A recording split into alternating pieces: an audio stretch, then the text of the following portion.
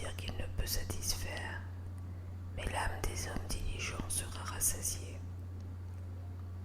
Le juste hait les paroles mensongères, le méchant se rend odieux et se couvre de honte.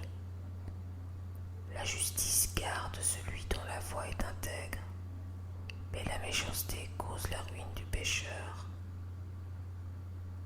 Tel fait le riche et n'a rien du tout, tel fait le pauvre et a de grands biens. La richesse d'un homme sert de rançon pour sa vie, mais le pauvre n'écoute pas la réprimande. La lumière des justes est joyeuse, mais la lampe des méchants s'éteint.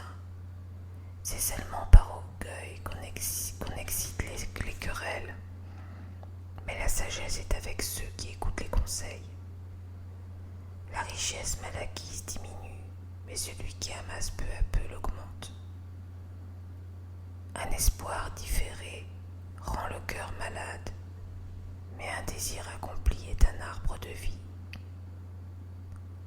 Celui qui méprise la parole se perd, mais celui qui craint le précepte est récompensé.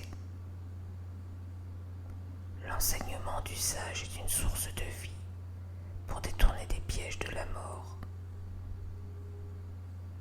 Une raison saine a pour fruit la grâce, mais la voie des perfides est rude.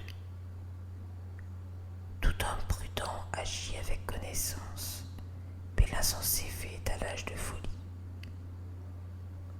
Un envoyé méchant tombe dans le malheur, mais un messager fidèle apporte la guérison.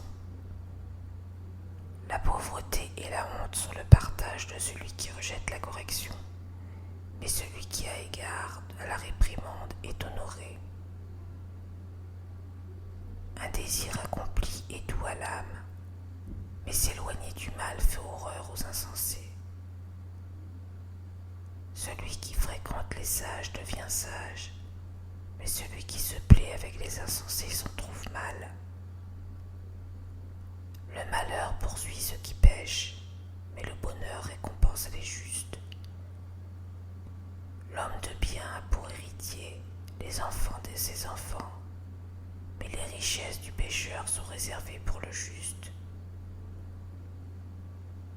Le champ que défriche le pauvre donne une nourriture abondante, mais tel périt par défaut de justice.